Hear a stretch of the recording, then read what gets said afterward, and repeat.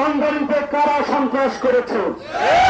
আমরা নতুন করে একজন কাশেম জিয়াদিকে দেখছি, একজন কাশেম জিয়াদি হতে চায় মন্ডলীতে।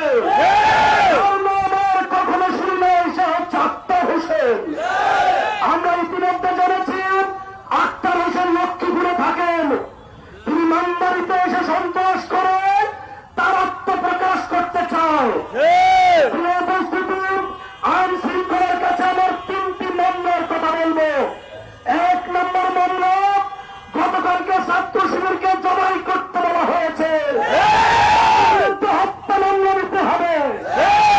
আমাদের রাজাউল ইসলাম সুমন সাধারণ কোন মানুষ নয়, ছাত্র শিবিরের জেলা সভাপতি ছিল, অ্যাডভোকেট, সে বাংলাদেশে 2 বার চেয়ারম্যান ইলেকশন করেছে।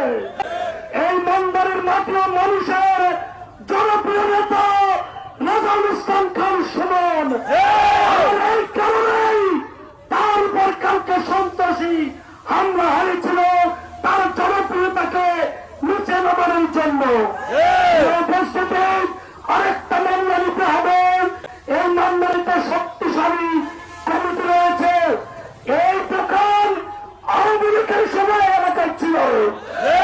এই দোকান মন্ডলীতে প্রথম ধ্বংস হয়েছে।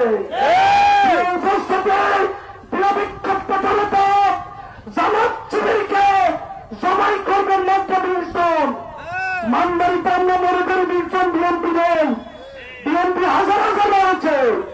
এই 20 জনকে যদি বিএনপি আওয়ামী রাজধানী নিবাসে দৃষ্টান্তমূলক শাস্তি না দেয়, তাহলে কিভাবে কোথায় কেমনিভাবে আন্দোলন করে তাদের শাস্তি নিশ্চিত করা লাগে জামাত শিবির তা জানে।